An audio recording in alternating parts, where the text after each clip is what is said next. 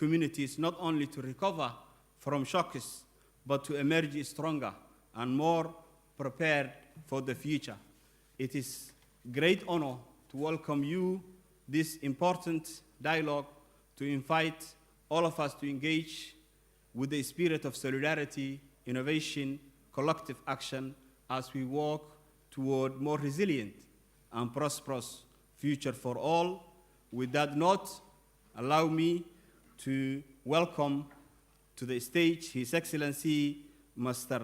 Aga Karim Samazada, First Deputy Minister of Ecology and Natural Resources of the Republic of Azerbaijan, to deliver the welcoming remark. Welcome, Your Excellency.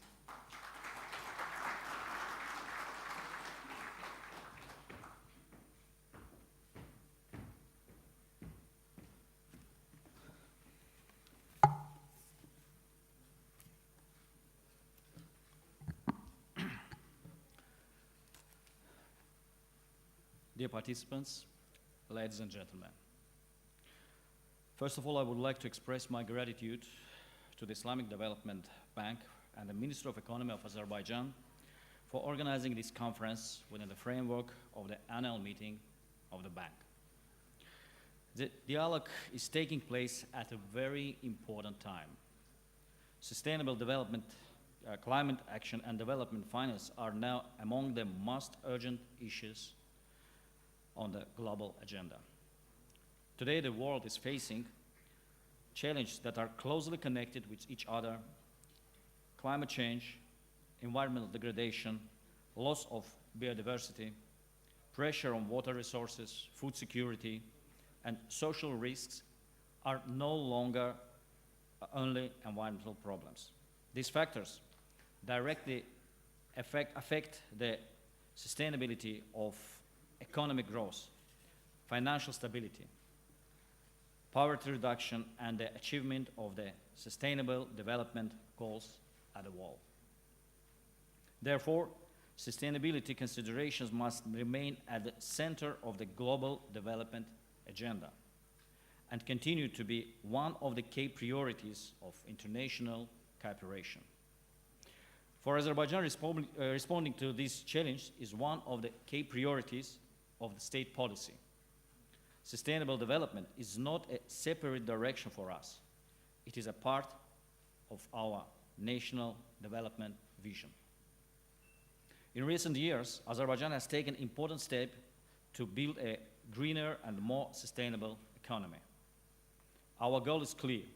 Economic growth must go together with environmental protection, accelerating the green energy transition, efficient use of resources, and clean technologies. Climate resilient development have become national priorities. This means that environmental policy is now closely linked with energy, transport, agriculture, urban development, and investment policy. The transition to a green economy is already visible in many areas. Azerbaijan is developing renewable energy projects, improving waste management, expanding greening programs, strengthening early warning systems, and applying modern smart city and smart village concepts. The liberated territories have been declared a green energy zone, which gives us an important opportunity to build back in a model and sustainable way. Today, with the Great Return State program, large-scale reconstruction is being carried out in Karabakh and East Zangezur. These works are based on the principles of sustainability, energy efficiency, and careful use of natural resources. At the same time, Azerbaijan 2030 national priorities of socio-economic development clearly defines a clean and healthy environment as one of the country's strategic goals. We all know that climate change is one of the greatest challenges in our time. It affects not only nature, but also the economy, people's health, food production, and social stability. Its consequences make it harder to achieve many sustainable development goals, including access to clean water, food security, poverty reduction, and the protection of ecosystems.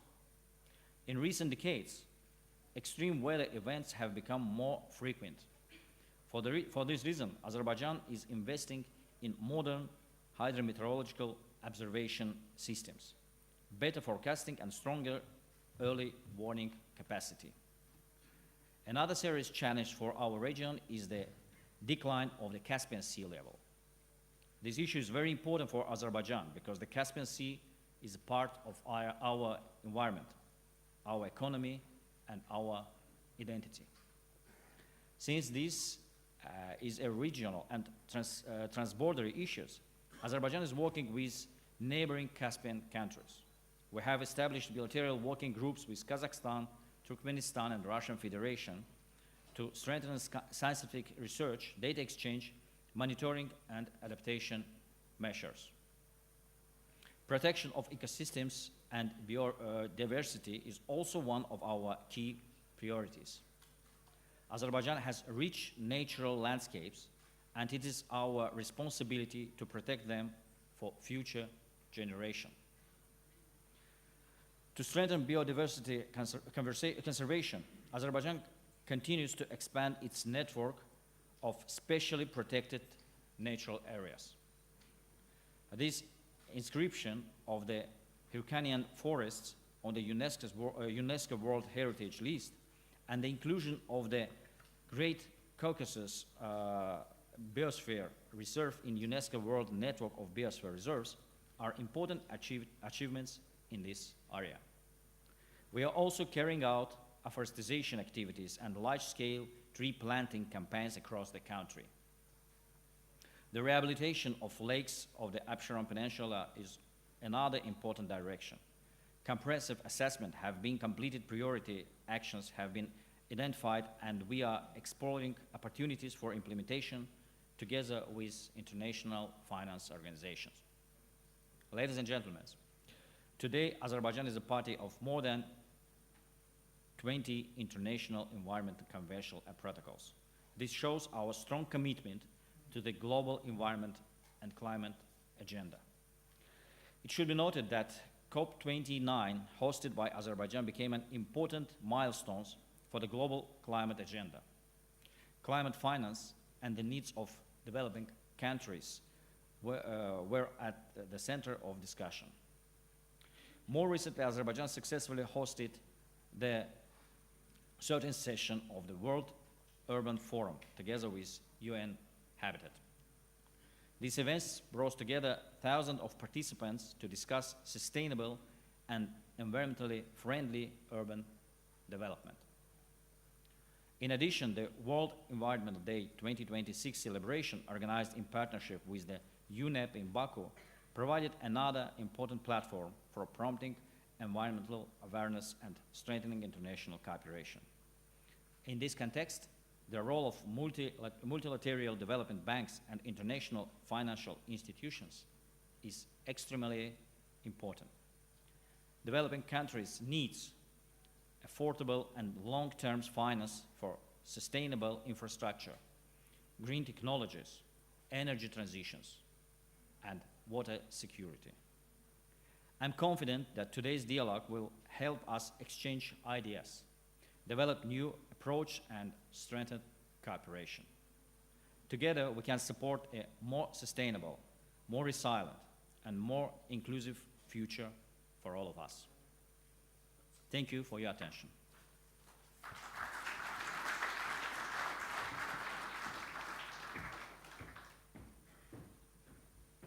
Thank you very much, Excellency, for your remarkable welcoming statement, which highlights the challenge, opportunities, and also the development that the government of Azerbaijan has gone through to achieve such important results in addressing climate and environment. It's now my great honor to invite Dr. Rami Ahmed, Vice President Operations of the Islamic Development Bank, to deliver the opening remarks of the IDB Resilience Dialogue and also to launch the 3R facility. Bismillah ar-Rahman ar-Rahim. Peace and blessings of Allah be on the Prophet. Be governors, honorable ministers, valued partners, colleagues, ladies and gentlemen, Assalamu alaikum wa rahmatullahi wa barakatuh.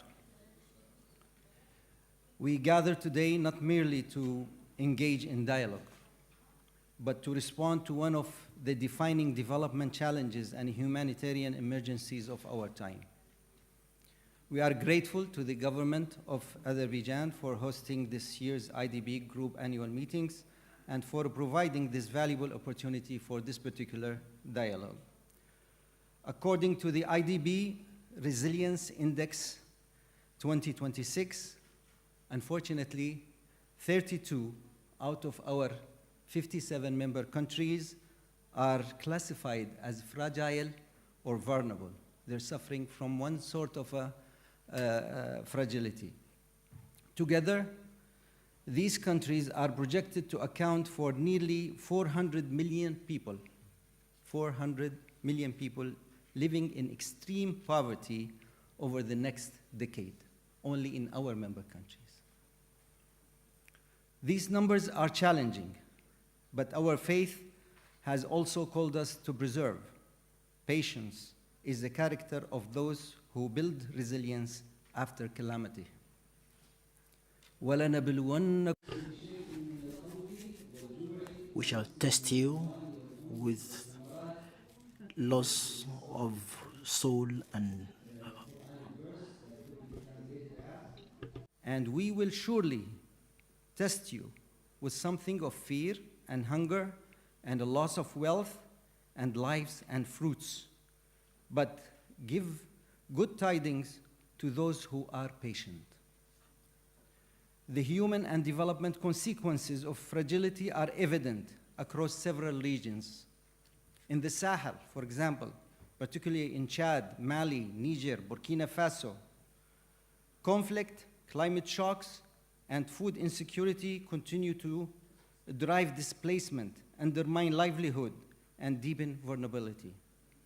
In Syria, more than a decade of crisis has reversed development gains, displaced over half of the population of the country, and left millions in need of sustained support and unfortunately suffering from poverty. In the Horn of Africa, recurrent droughts, food insecurity, and fragility continue to threaten lives and livelihoods and development prospects across the region in general. At the same time, recent development in the Middle East have underscored how quickly external shocks can ripple across borders, placing additional pressure on vulnerable economies. For many of our least developed member countries, and unfortunately they are 27 out of our 57 member countries, for many of them, these uncertainties further strain their limited resources already and reinforce the urgency of investing in resilience. These are not isolated crises. They are interconnected challenges. They transcend borders, they deepen fragility, and they erode development gains.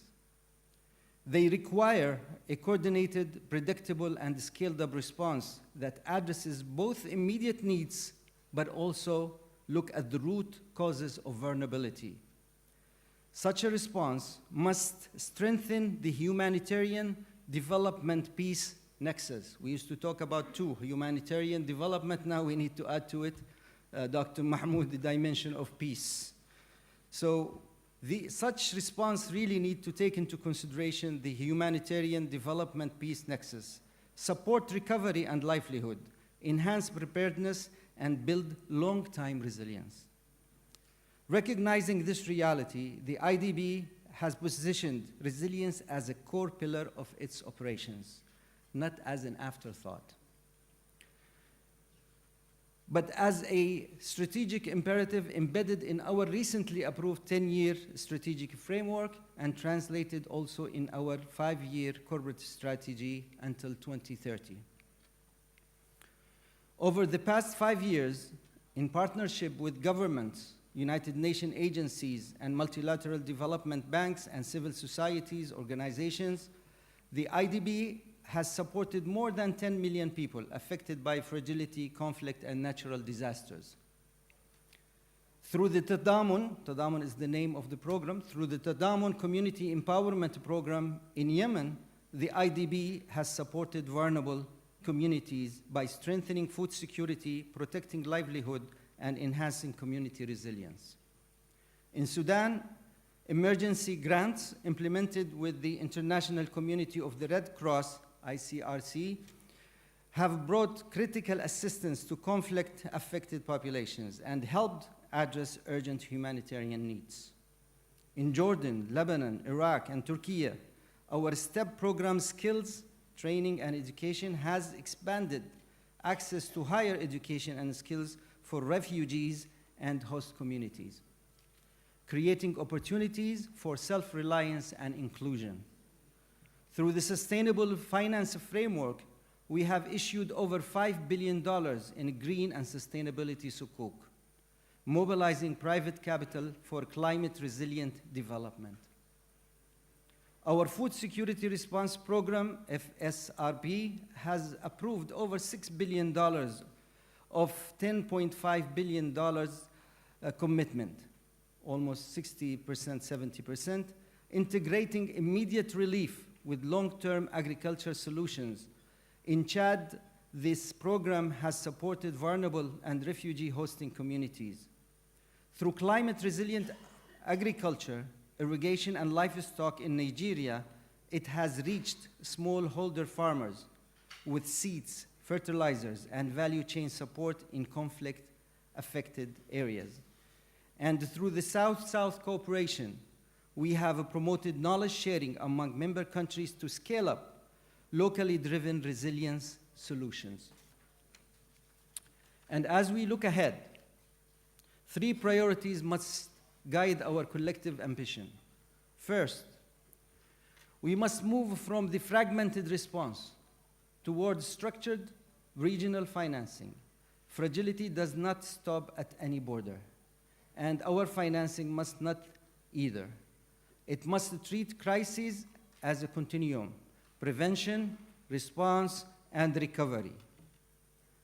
Second, climate and environmental resilience must be embedded in every fragility response. Anticipatory action, early warning, pre-arranged financing for preparedness can reduce risks before the crises escalate. Third, we must unlock Islamic social finance.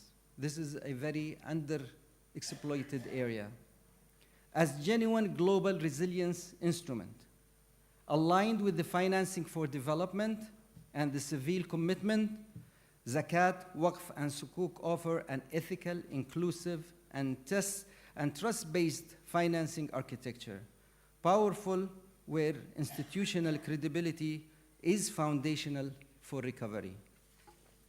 Excellencies, ladies and gentlemen, fragile and conflict-affected countries receive less than 2/3 of the per capita adaptation funding available to the other low-income states.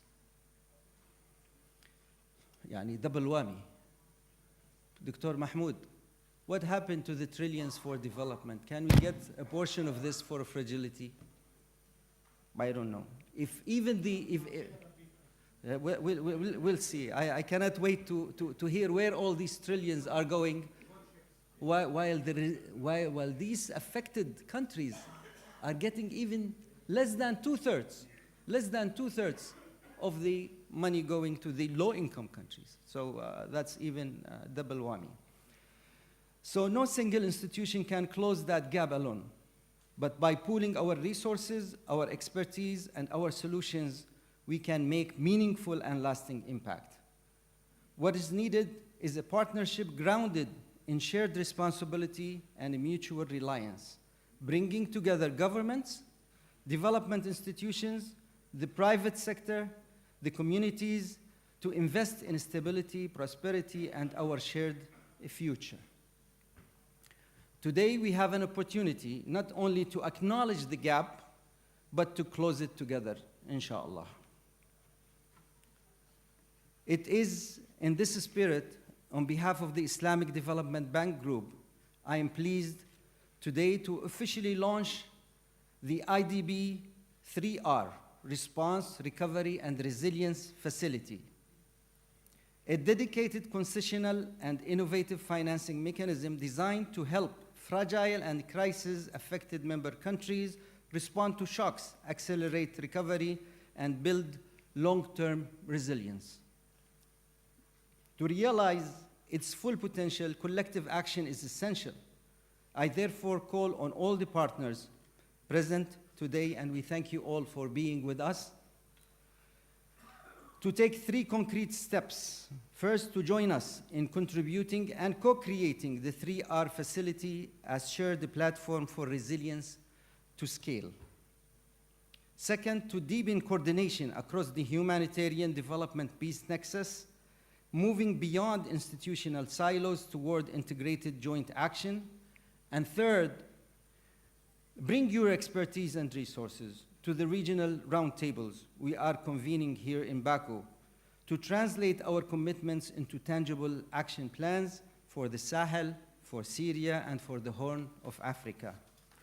Together, we can transform today's commitments into lasting change, resilient communities, stronger economies, and a more secure future for generations to come.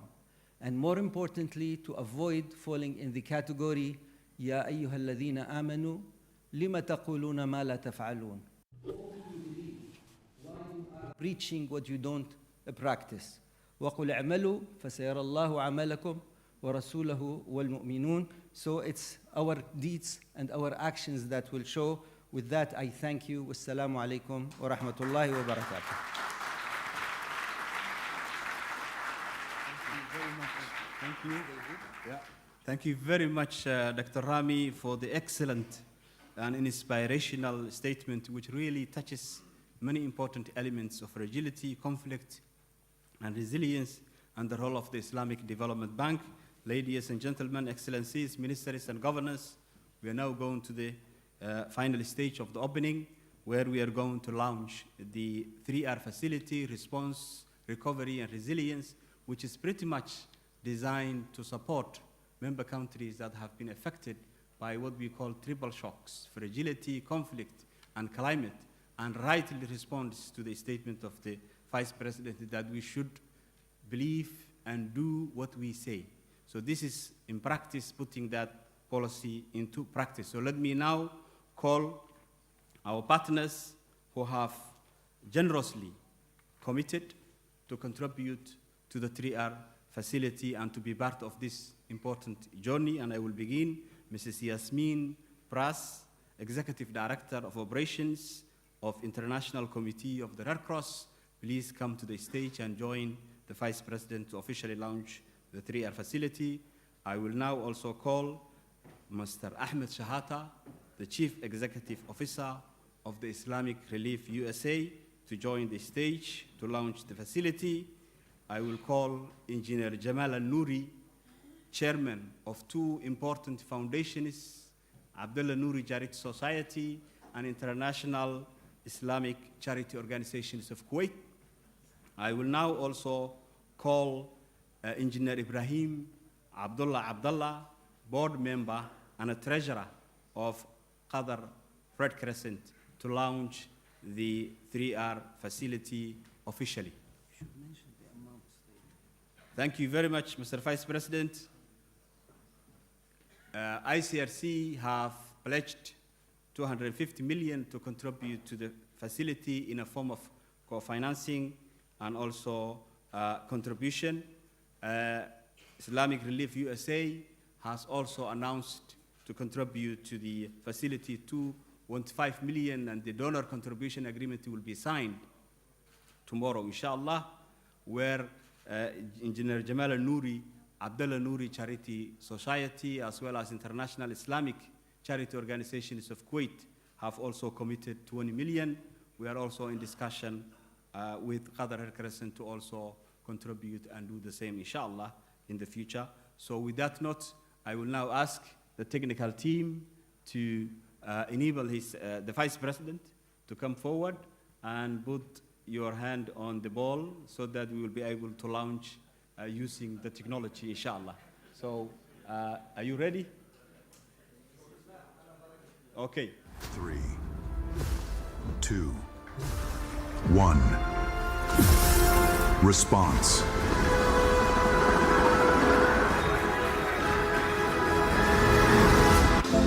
Recovery.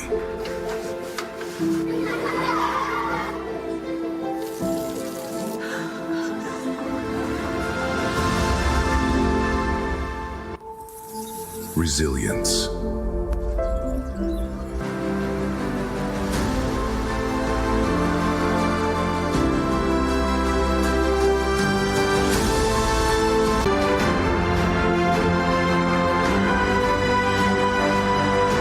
Launching the Response, Recovery and Resilience Facility, the RRR Facility. Responding fast, restoring lives, building resilience.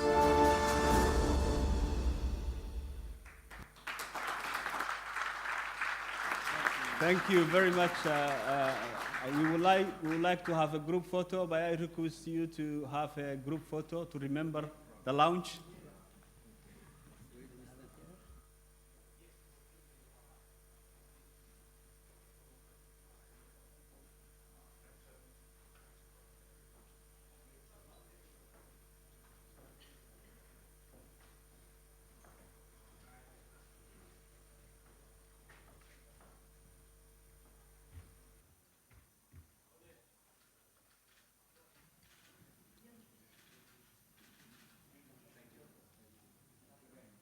Thank you very much. Thank you very much.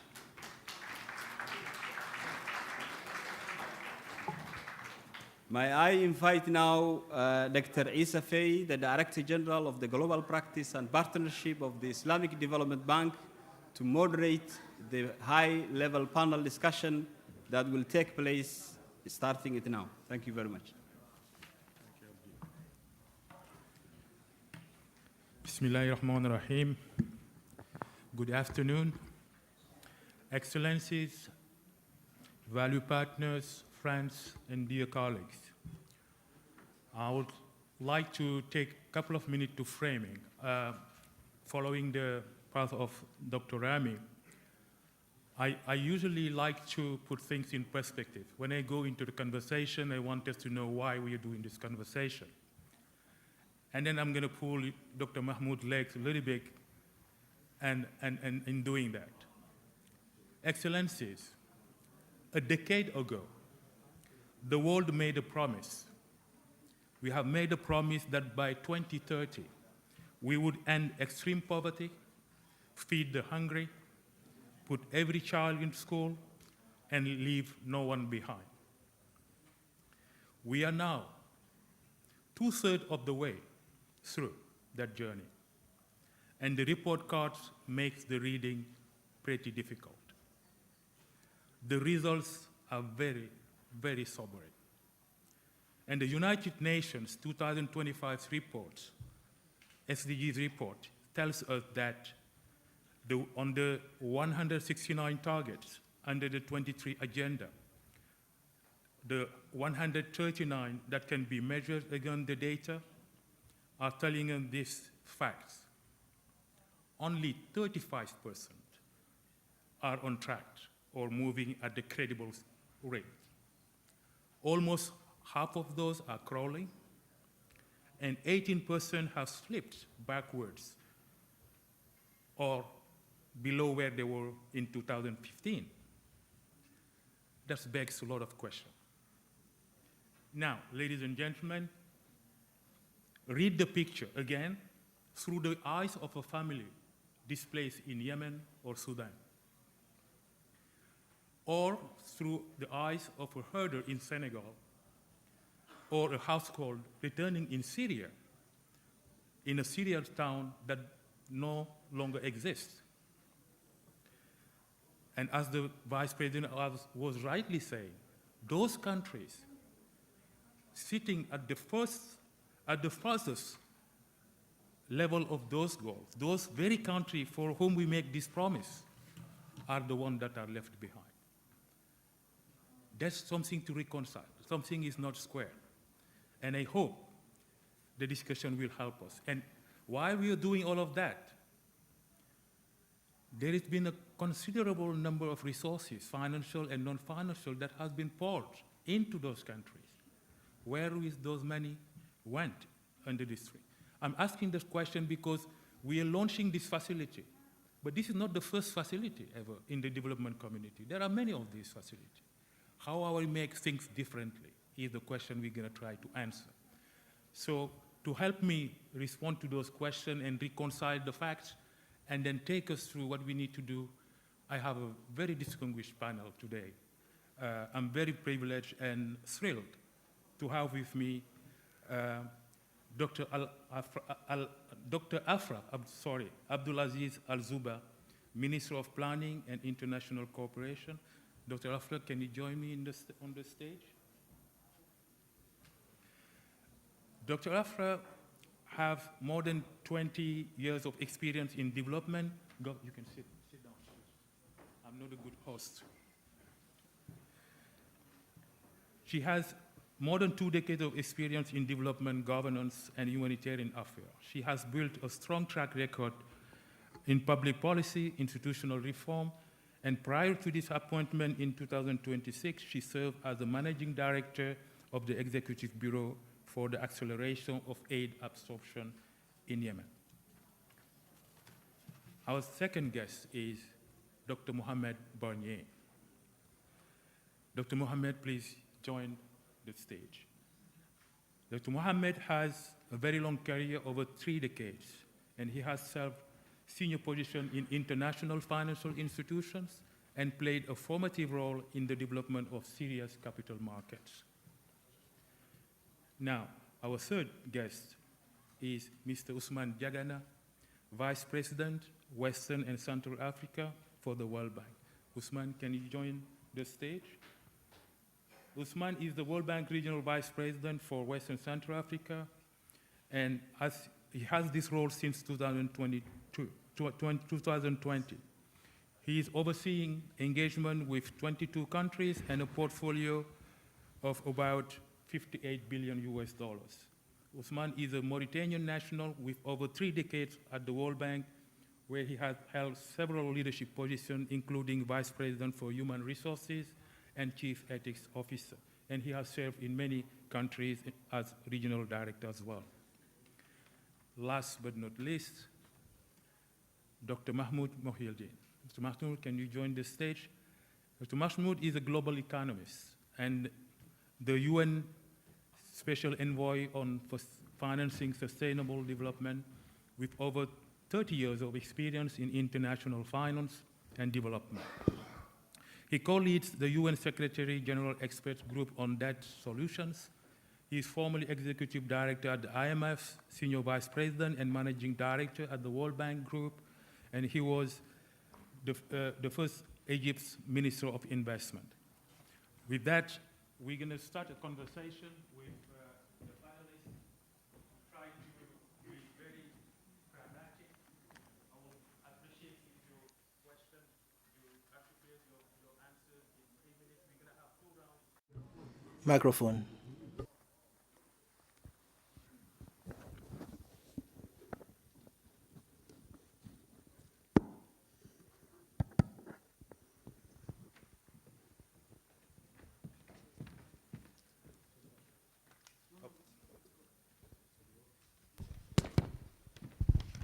Thank you very much. So we're going to have a conversation with Excellencies and my distinguished panel. I'll start with Dr. Al-Zuba.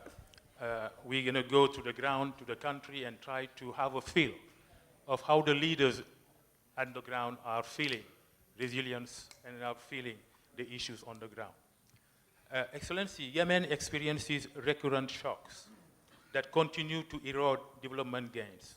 What type of interventions or policies do you believe has the greatest potential to break this cycle of crisis, recovery, and relapse? What's your take on that?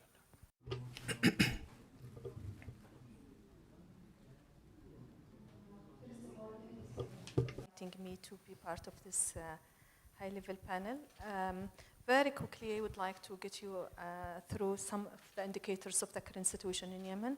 So, unfortunately, within these 12 years, from the starting of the eruption of the conflict in Yemen, Yemen development indicators collapsed. So, we are speaking about 80% of population in poverty. 50% of them are suffering multidimensional poverty. The revenues, public revenues cut by 70%. And so the deficit is very high in budget. Depreciation in the local currency and comparing to the US dollar. Which also impact on high inflation rate, increase in prices of basic services and goods. In addition to this, we have very alarming indicators regarding children out of schools, more than 4.5 million kids out of schools, and stunting indicators unfortunately reach about 49% of children below 5 years. So we are speaking about very gloomy and sad indicators, and at the same time we are hit by compounded hits and crises. Climate change affecting Yemen, and it's one of the 3 most affected countries in the in the world. This impact on water crisis, depletion of water resources, problems with floods, drought seasons, impacting agriculture seasons, impacting fishery stock. So what can be done? Very important questions that we think about every day. And I'm very delighted to be here in the meetings to hear about different approaches and ideas about this. But let me start with prevention. So the first thing is to prevent more deterioration, especially in basic services, meaning health, education, baseline energy, electricity, and other very essential services. So this is first one, prevention. The second thing is to work in improving the economic performance or the economic indicators in the country. So for example, in the Yemeni context, the Yemeni government is working to implement a reform agenda to increase revenues, so which will have impact on enabling the state to cover the to meet the needed expenses, especially for salaries and for basic services. The third one is supporting creating jobs. This is very important to enable families, households to be capable to work very, to serve the needs for their families. So compounding interventions either under humanitarian development umbrellas in a way that can produce more job opportunities. This is a second thing. The third thing is also supporting infrastructure that also expand and facilitate moving around to those areas, which is infrastructure regarding energy, electricity, and routes which facilitate communication among communities and goods transportation. This is internally, and we can come later about international support. No, thank you very, very much. You've taken us through some of the major challenges of our times that member countries, which is building the infrastructure, making sure that there is the opportunities for job creation and economic opportunities there is important. But one thing that is really important that you mentioned, and we need to know more and more, because of we've seen that the ODAs is going down, and we need to count on our member countries to mobilize resources domestically. This is really important to note. But let me go to Syria to try to see, have a feel of different country, different challenges. And let's see how in Syria, during this transition, Dr. Barnier, from a prolonged crisis to recovery, what are the most urgent priorities for sequencing interventions from emergency response to long-term reconstruction and development? How to sequence the intervention and priorities? Thank you so much. I would like to start by thanking the IsDB for the invitation and for the achievement that the institution had achieved during the last 3-4 decades. And also it's a way to thank the government of Azerbaijan for the excellent organization and also the generous hospitality. Of course, to build confidence, we need, let's say, 3 major milestones. First, national ownership. This is very important. Second, investment in essential services. And third, a phased financing approach that deliver result and manage risks. Let me start by first, the national ownership. Syria recovery. Syria recovery priorities are defined by Syrians and are focused on restoring basic services and economic opportunity for all citizens. We are not asking the donors or the financial community to finance an open-ended reconstruction agenda. We are representing a clear priorities, clear implementation arrangement, and measurable results. We have developed ourselves a national transformation strategy, recovery strategy, and based on that national strategy, we have built several sub-strategies on transportation, on healthcare, on education, on public finance, central banking, and so on. And we are working now to finalize also a national strategy for poverty reduction and social protection. So there are homemade strategy. That does not mean we are not consulting with the international organization or on the reverse. We have created this strategy and we are in close consultation with IMF, World Bank, IsDB, and others. And also, we focus on consultation with the private sector and the civil society within Syria, and will continue to do so. Let me give a good example that what we have done in this regard. I mean, we're not saying that we don't use the international community, no. But we need to, the priorities is, we own the priority, we own the strategy. It's homemade, built on what we believe it serves Syria going forward. Last June, we were supposed to receive a mission from the IMF to reform our taxation. And the mission postponed to July, and then to August.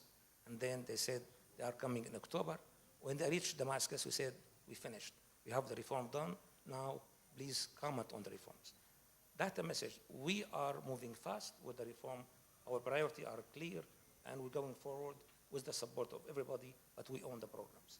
Second issue I want to focus on is investing in high-impact stabilization assets, and that's extremely important.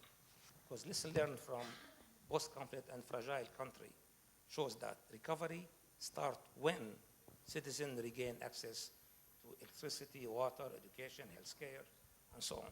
When a community has sustainable power, clean water, functioning schools, and jobs, family then return, business reopen, and dependence on humanitarian assistance decline. These are not social investment. These are not social investment. These are economic investment that generate stability and reduce future humanitarian cost. Let me again give you some examples. Last year, the percentage of hospital and health center were fully or partially operating in Syria 48%. Today, the percentage reached to 81%. It's in terms of hospitals and health centers. Schools, we are able to include 1.2 million more students into the school systems, from 4.1 to 5.3 million students now. So kids are in schools. But still, many challenges are ahead. We have been able to rebuild 1,370 destroyed schools.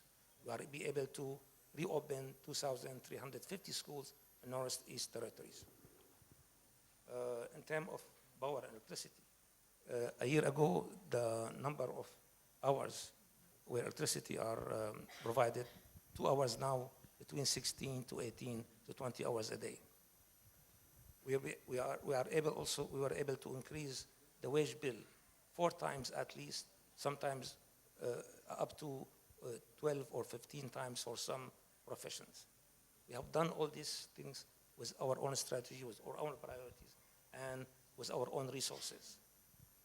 But I don't want to give also a false impressions. Yes, we are moving forward. The challenges are huge, tremendous on the need. Let me give another example. There are 452 hospital and health centers at risk of losing financing if we don't have the right financing now, and that will impact close to 5 million Syrians. But we understand also that our approach is gradual, starting with essential services restoration and using strong monitoring and governance mechanism that build toward large investment and result in that achieved. So we working gradually to build confidence, to build credibility with the international community. First things what we have done also, we work on public financial management, because we would like to tell everybody that every single dollar come to Syria can be traced, can be monitored, and with the good governance. So focusing on enhancing public financial management was one of the top priorities for my government, and will continue to do so to create credibility and trust with the international community. We have published the citizen budget for the first time of the history of Syria. We want to tell everybody, the Syrian and non-Syrian, that this transparency is essential for gaining trust with the international community, essential to gaining trust with our own people. So, and that's exactly where the 3R facilities that are being created today can play a transformative role in providing practical bridge between emergency assistance and long-term financing that we need. Ultimately, the question is not whether Syria can afford recovery investment. The question is whether the region can afford the cost of delayed recovery.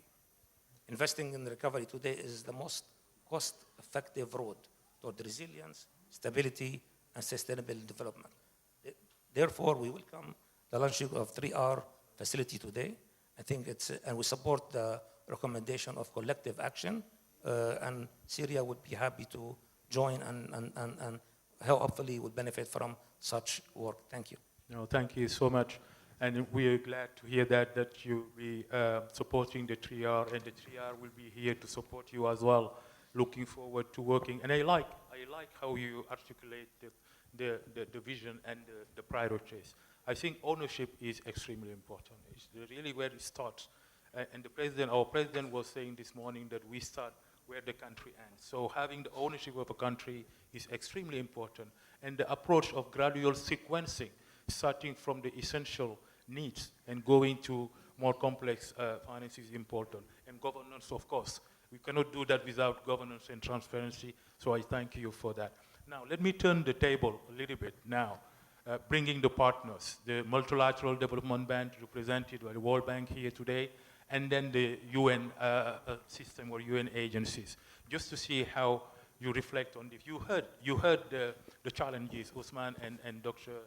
Mohyeldin, from Syria, from Yemen, and I'm sure you have many other examples of that you across the world. And I would like to know, with the World Bank experience, Usman, what all you doing in many countries in the Sahel and other regions, how can the World Bank respond to these priorities and needs highlighted by the governor? What is your approach and how you deal about all those challenges? Thank you so very much, Dr. Fai. Let me start by congratulating the Islamic Development Bank on the launch of this very important 3R initiative. And also thank you for associating the World Bank into this critical event that you are organizing today, and say how happy I am to be part of this panel, because I have the opportunity to sit down with my former boss in the World Bank, Dr. Mohamed Mohildin. And when boss one day, boss forever, so I'm very glad to see Dr. Mohamed here, and also to have the Minister of Yemen. Yemen is a country that is very close to my heart. I had the opportunity in my career in the bank to live in Sana'a for 4 years, and I have memorable, of course, for this time that I spent in this wonderful country. This initiative, ISA, is fundamental. And as you know, and I will start with some preamble, the One World Bank was actually created in 1944. It's about responding to the need of the client country to support recovery and helping those countries that emerge from the World War II to be reconstructed, to be rebuilt. And in doing that, obviously, to support resilience. So what we are discussing today is not at the margin of the World Bank mission, it's at the center of what we are doing. And when the organizational structure of our institution has evolved, and we created in 1960 what we call International Developmental Association, IDA, is also to help countries that are among the most poorest, the most vulnerable. And obviously, in my capacity as Vice President for West and Central Africa, which is composed of 22 countries, 11 of those countries are categorized, are classified as fragile, conflict, and vulnerable countries. So we are in this mission together. And you mentioned, and also the Vice President of Islamic Development, that there are so many commitments that have been made in the past that aim at supporting the same agenda, and most of them have not been successful, at least in terms of how they have contributed actually to decrease the level of vulnerability and to have more impact on the living condition of people. Therefore, rethinking our approach is key. And in doing that, of course, we need to learn some lesson from the experience. And what we have observed, at least from the World Bank, is to make those type of things happen and succeed. There are three key elements that need to be considered. One is the preparedness. We should not wait until the crisis actually occur to start to respond and to support the country. We need to be prepared before the crisis happens. Like we should not wait until you have the food to start actually building the liver. Crisis element also should, in terms of contingency, need to be part of the overall strategy that the country prepare to support the development agenda, so that when crises happen, you have mechanisms in place that you can use and immediately respond. And that's what we have in the bank, element that we call rapid response option, that we use and we trigger once the crisis happen. Okay, and we have done this recently for a country like Cabo Verde, which is a country which is very vulnerable to external shocks. Second, it's very important to have an element of a simplification and flexibility. The procedure that we use have to be very simple.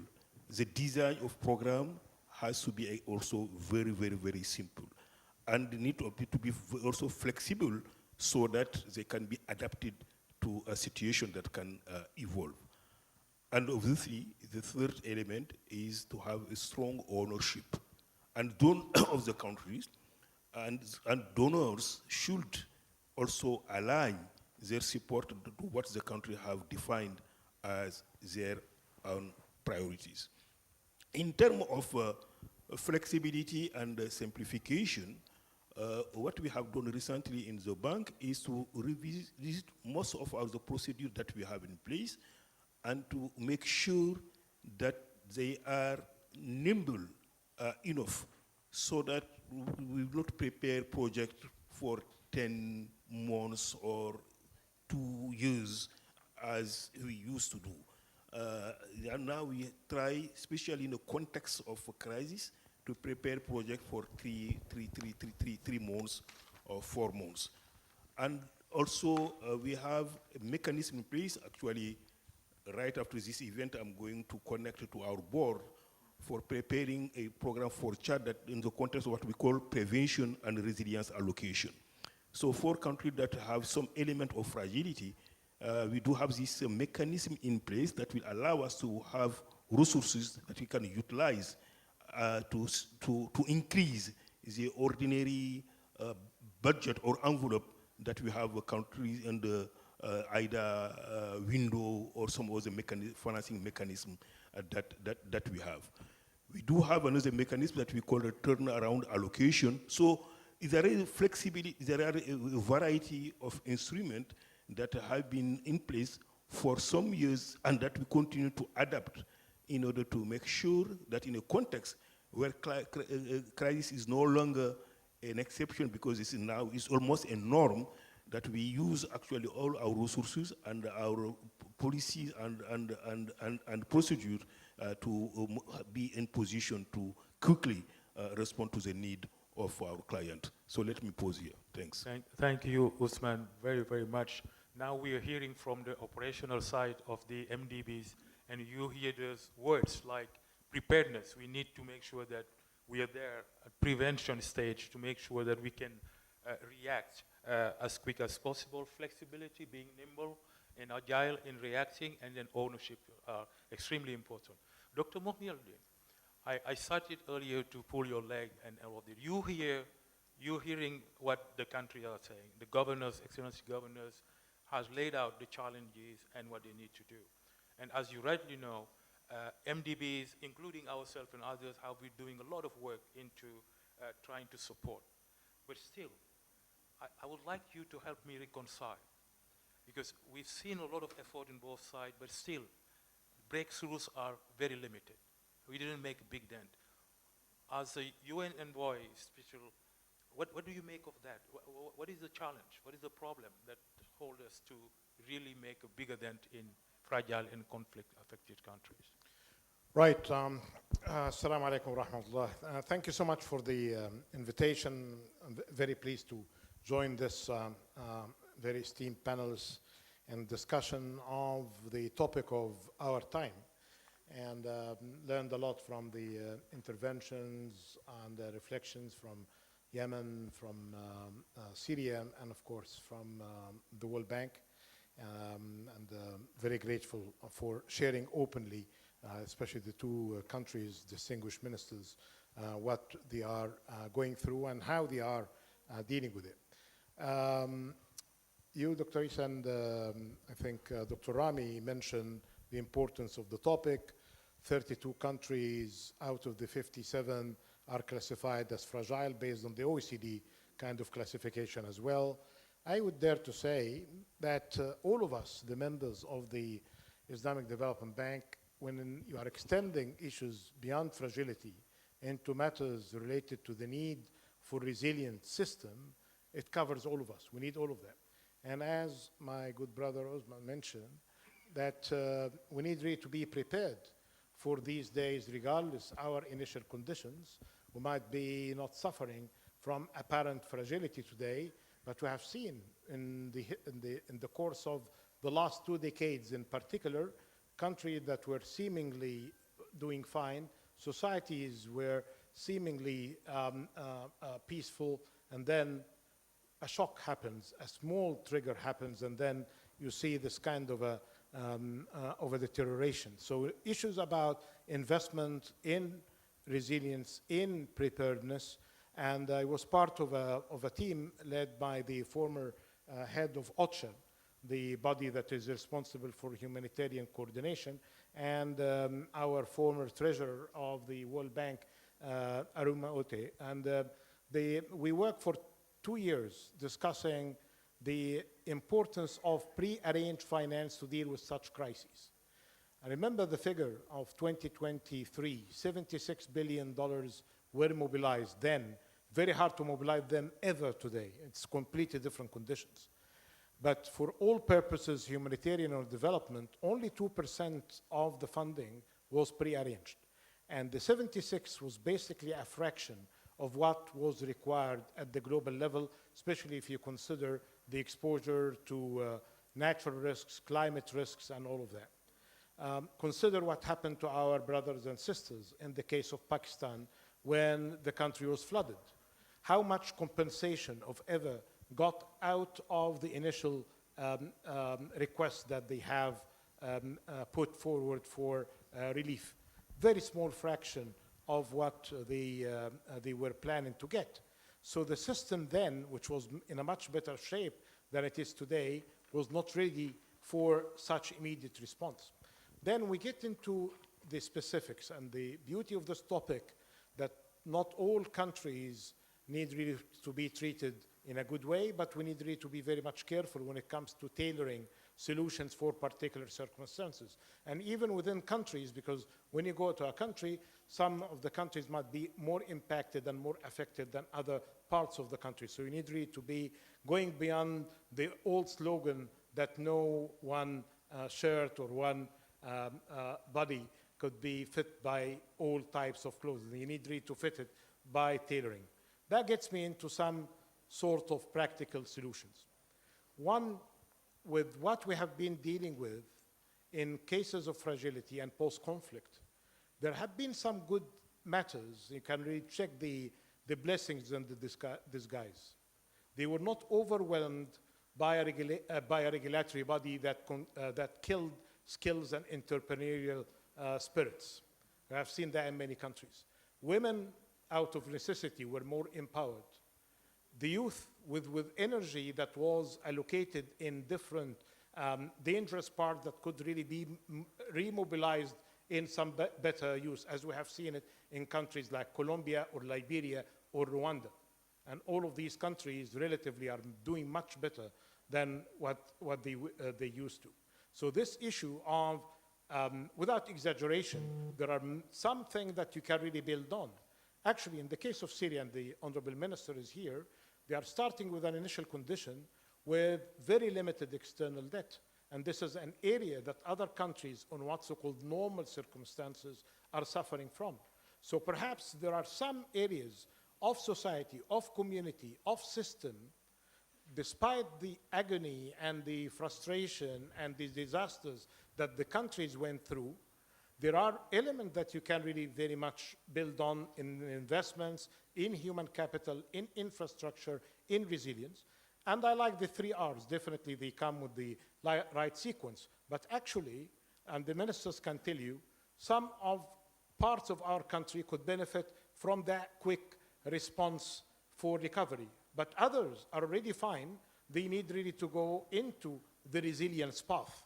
So we need here not to go very much mechanical and dogmatic. We are doing that in the sequence of response, recovery, resilience. They could be done, mobilized at the same time with different tools, and it's good that the President was mentioning a toolkit. So the toolkit could be adapted in the different parts of the country. And then there will be the worry of fragmentation. And that's why, in whatever we are doing, and I commend and praise the convening power of the Islamic Development Bank, of the partner that were there on the launching. They have the elements of private sector, philanthropies, other MDBs, and all of that, and of course the countries. But here, the good experience that I learned from the time I was at the World Bank and dealing with the humanitarian development nexus, and again at the UN system, always be on system and on budget. And it seemed like a common sense recommendation, but some of the interventions seeking rapid response. Sometimes you say, well, I will not bother to go to the Ministry of Finance because they are overwhelmed with other things. The budget is not in place. The institution is not good. So let's go directly to the beneficiaries. If you bypass that, and perhaps, because that was very much lessons that we learned from interventions in Yemen and in Ethiopia, in Nigeria, and in other countries that had been impacted by different kind of shocks in the last 10 years. So this issue of being on system and on budget, even if it's going to be taking you more time, but working with and through the government will be helping you to go beyond the response for the recovery into the resilience and the sustainability, because that will be part of the empowerment. And my very final point. I remember, and this is telling us something that we're discussing here the day before yesterday, that is not just about the affected countries with conflicts or they are classified as fragile, and why the whole membership of the UN, the 193, including the Singapore and the Switzerland and the high income of the world, they are paying attention to this matter because of the fact that we're living in uncertainty, that we're all vulnerable to different kinds of shocks and disruptions, what I call in Arabic morbikat, and these including technology, health issues, pandemics. So you need really to build the system for this kind of high frequency of shocks. The perma-crisis is very much upon us. And I was in a discussion in Egypt on the Economic Research Forum, and they were saying, after the shock, I say, well, which shock exactly? We're after a shock, during a shock, or perhaps we are being pre another shock. So this issue of a perma-crisis, unlike in the old days, and I'll stop after this, a great Egyptian economist by the name of Mahmoud Abdul Fadil, I was his research assistant in the 1980s. 1987 was the youngest in the room may not remember, the Black Monday of 1987. Our only reference was the financial crisis of 1929, because there was nothing really, almost for 50 years, and of course the Second World War. But now, since 1997, how many crises, financial or otherwise? 2008, you have the 2020 pandemic, you have the 2022 in Ukraine, you have the Gaza, you have the current hostilities in the Gulf, and I hope it will be stopped. So this is an area of work that whatever Osman and the ministers were mentioning, invest is not a waste, is not a cost. It's a kind of an insurance through Takaful, I hope, for the future. No, thank you very, very much. A lot of food for thought, a lot of ideas on solution. I like the point on having preparedness, the fact that we need to have the right instruments to respond to the shock and the crisis. And this new normalcy, the new norm, which is the high frequency of crisis, this just highlight the importance of 3R. This kind of facility being there will help us really adapt and make sure that we are delivering. I like also the point of not stifling innovation and making sure youth empowerment is there, and then we can build from the delivery model also. How do we make sure that we on budget and on time on our different program is very much appreciated. Let me go back, turn the table again to have a second thought from our honorable governors, starting with Syria. Now, the question I want to ask you is, how can we help as MDBs? What are the priorities? If you wanted to speak to Usman or Dr. Rami or whoever, what do you think? How do you think the MDBs could support the recovery and investment priorities to accelerate inclusive and resilience development in Syria? Thank you so much. In fact, there is a lot that the Islamic development can help. But let me focus on 3 sectors: energy, water, and transportation. No need to say how much these 3 sectors are very important. They are foundation for recovery. We have the detailed list of pipeline projects that are both bankable and ready to implementation. And these projects that could generate immediate social benefit while also supporting private sector activity and economic growth. So the projects are ready. We are in engagement with the bank to sort out the outstanding debt issue, and hopefully that could be done in the coming week or two. We can announce hopefully by next month sort of a settlement for the outstanding debt, and that will open doors wise for engagement between the bank and Syria, especially on the three sector. But there is another issue that critically important to Syria, poverty. We have a poverty rate over 70%. Yes, engaging in these three sectors can facilitate, but nevertheless, we want the bank to be a true partner to support the poverty reduction and social protection strategy that we'll announce hopefully in 2 months' time. We have, within that strategy, we have like around 27 initiatives and programs, and all geared to support reducing the poverty rate from 70% to 25% within 10 years. So engagement with the bank, given the leadership of the bank in that matter is extremely important. So I look forward to welcome Dr. Jasser, His Excellency Dr. Jasser, in Syria next month to sign the settlement of the debt, and we're starting the engaging, receiving the support for the three sectors and for the poverty reduction. Also, we need a lot of technical assistance, capacity building, knowledge sharing, technology, know-how. This is extremely important. Money and financing is important, but what much more for Syria is capacity building, training, technical assistance, knowledge transfer, technology, and so on.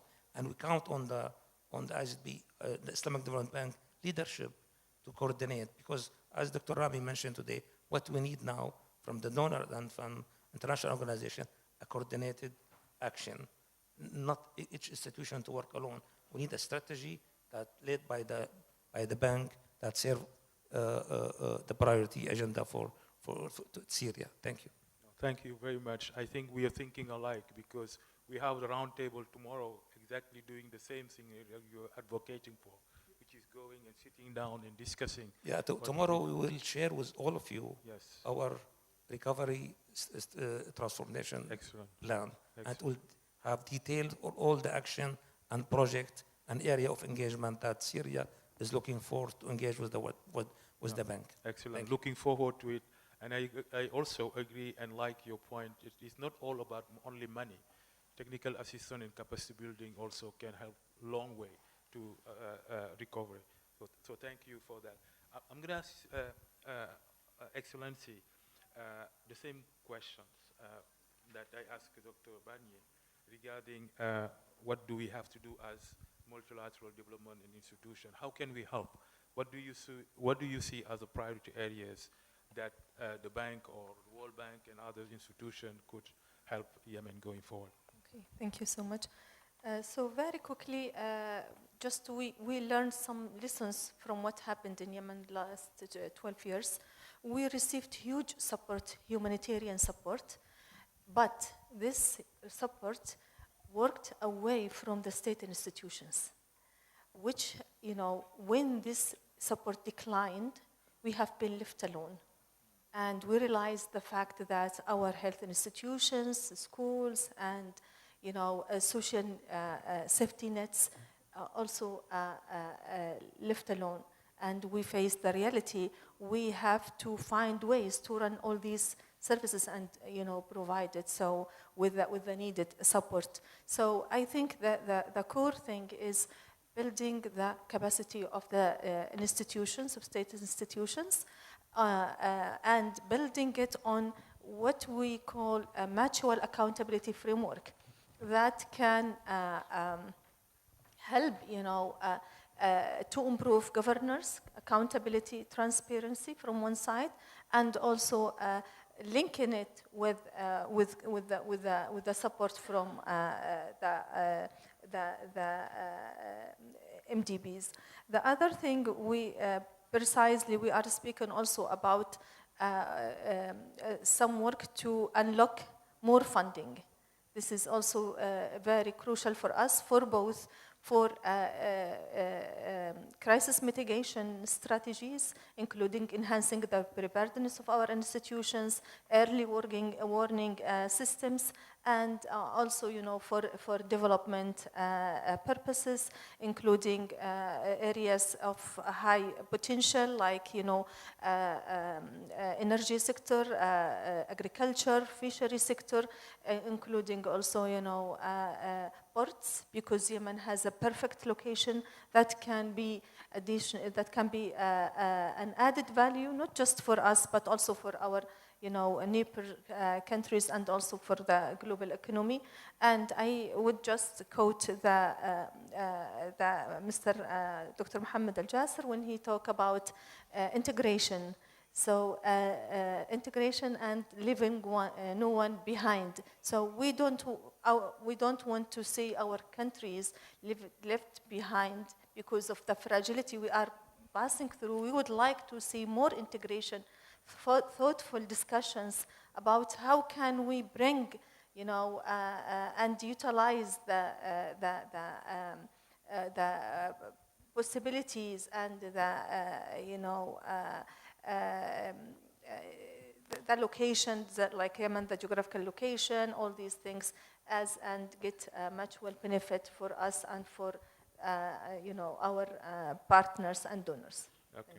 No, thank you very much, and thank you for reminding us that MDBs need to stay on the ground when things are difficult. This is where we maybe maximize the impact that we can deliver on the ground, and all this financing, the funding, but maybe also this technical assistance and capacity building will be very, very useful. Usman, just as a reaction to Her Excellency's comment, how do you think the World Bank can help, like, catalyzing more resources, additional resources for some of these countries like Yemen? I think Dr.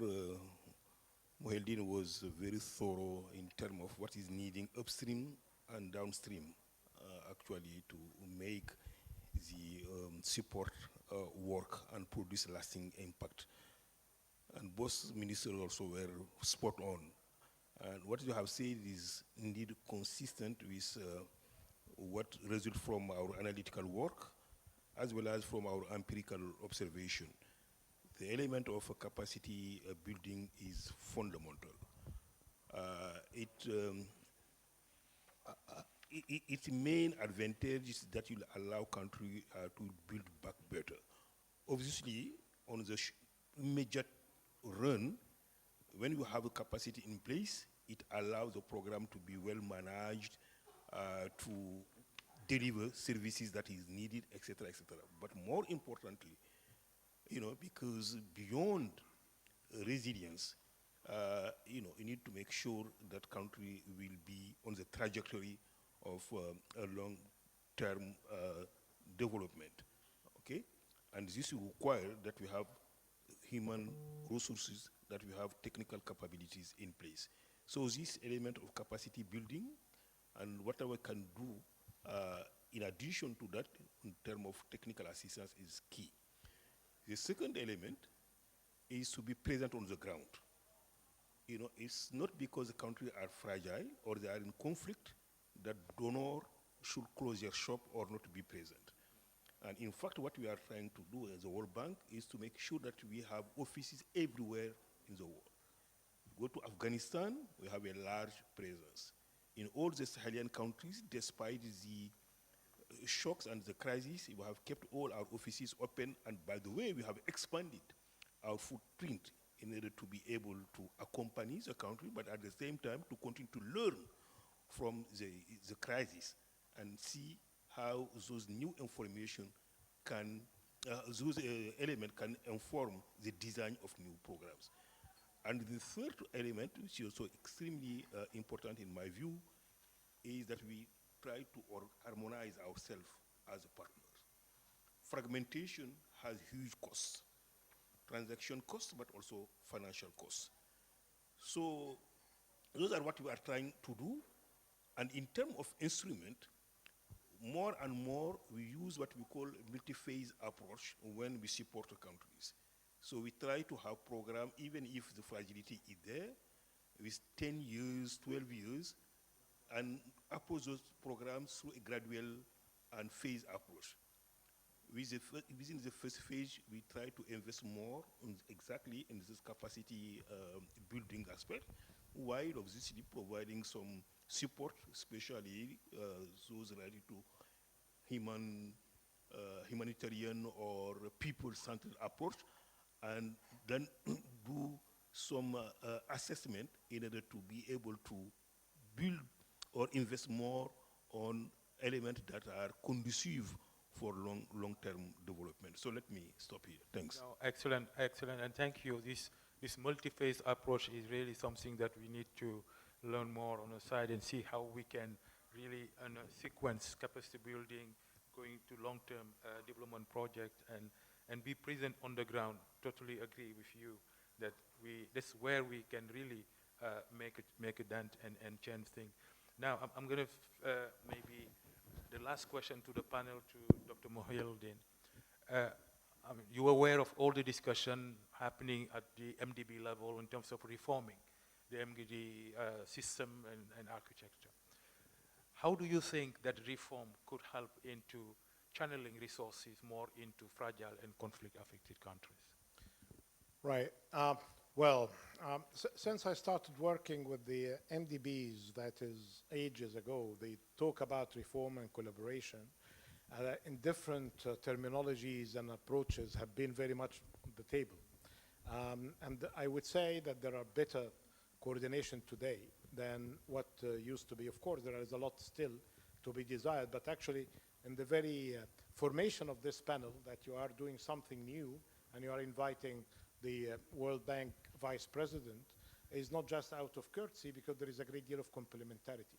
And the countries impacted are going to be appreciating more this kind of collaboration, not sharing just the balance sheet as had been advocated at some time, but basically sharing knowledge and the comparative advantage. I remember when I was organizing 4 visits actually to Africa and the Middle East, and Dr. Ali, the legendary former president of the Islamic Development Bank, joined Ban Ki-moon, SG Ban Ki-moon, and President Jim Kim, and we realized, really, I was at the World Bank at the time, yes, we have resources, we might be more resourceful in some areas, but again, here the advantages of the Islamic Development Bank was basically combining development with humanitarian attention and reaching directly to the localities and community. That's something that the World Bank started then to do more of, and actually there was some sort of good sharing here.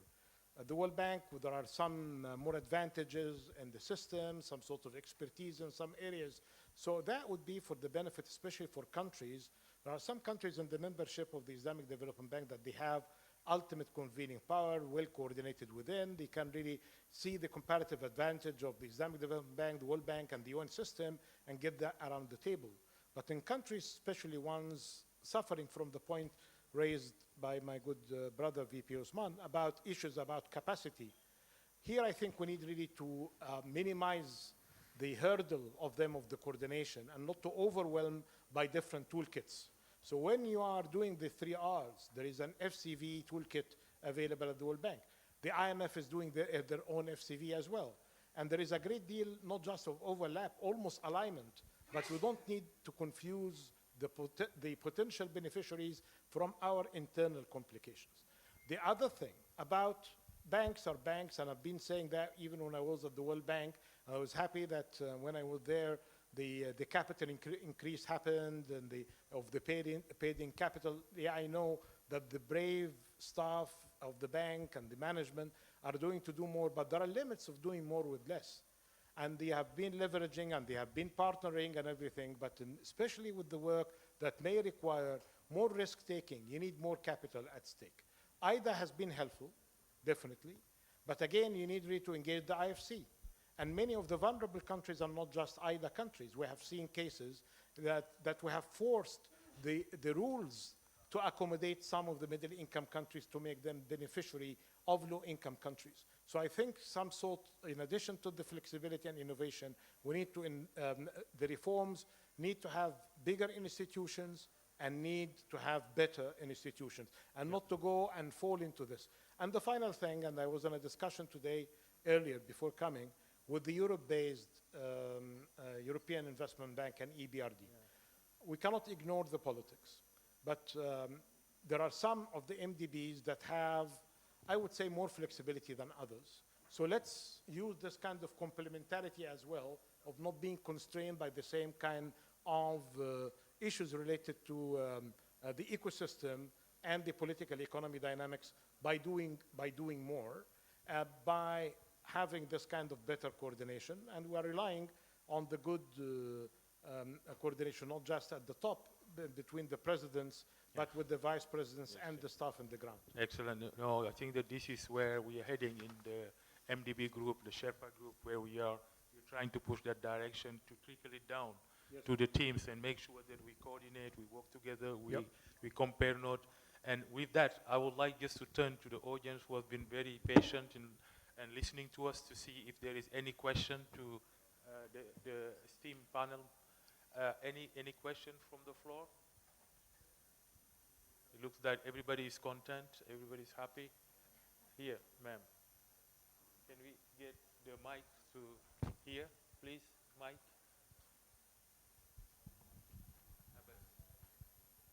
Shall I just speak like this? I have Yes. quite audible voice, maybe.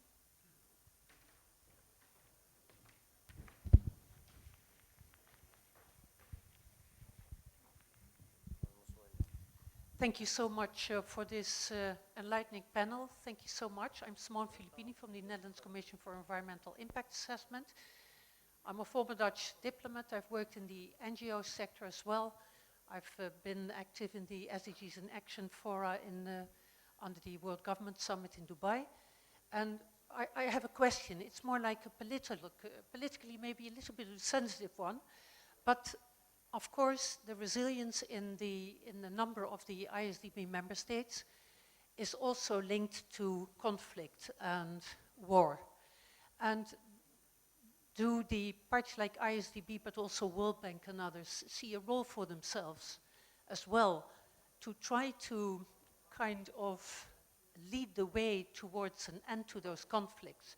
Because without an end to those conflicts, of course, all resilience efforts that you are so courageously trying to undertake and implement will in the end be, to a certain extent, also be without results. As one of you just said, where has all that money gone that has been already invested in all those countries? So I would appreciate your views on this if you would be so kind.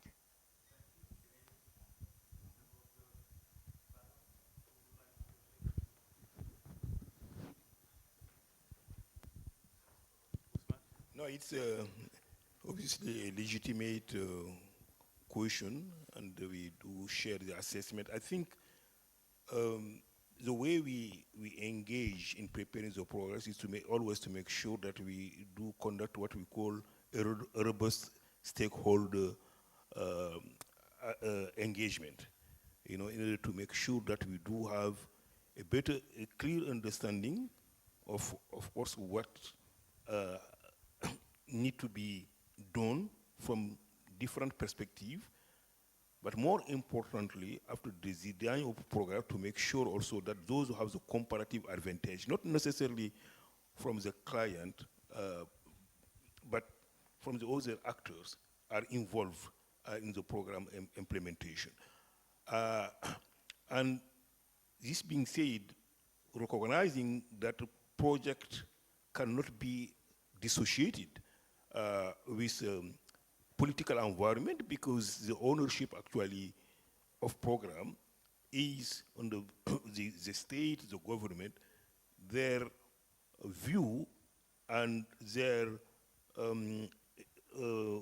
role and responsibility on how the program should be managed and implemented is extremely important, and we always try to factor in these elements in order to make the final decision regarding both implementation but also supervision. I have just a few seconds to complement what VP Osman just mentioned. And I borrowed from the theme of our gathering here, which is basically about the regional integration. And if we are serious about the steps to that, issues related to conflicts and trying to accommodate conflicts before they happen and stop them when they are starting. It's not just an imaginary kind of a setup. Europe, when it was in deep conflict in the 40s, it has now the elements to prevent potential kind of problems because of the shared prosperity approach that was built after the Treaty of Rome 1957. 20 years fast forward, in 1967, the ASEAN was built with the same kind of spirit that didn't prevent conflicts, but actually minimized the likelihood of having conflicts. And when a conflict happened, like the one that happened many years back in between Cambodia and Vietnam, there was some sort of dynamics to minimize and contain. And when there was another trouble, like a year ago between two countries, this group, without any help from outside the group, said, well, we're trading together, we're investing together, we're sharing knowledge together, and there are spillovers. We have the interest of having this kind of integrated approach for shared prosperity, so there will be some sort of elements to prevent conflict, because there are always reasons to have conflicts. As human beings, since the creation of us, there are all of these kind of tendencies, but we need to put the incentives to stop them and to minimize the likelihood of them happening, or not to scale up by just a kind of a common sense approach of the value of valued neighborhood through integration. Thank you very much. With that, I would like to ask you to join me in just thanking this esteemed panel for this great conversation. Really appreciate it.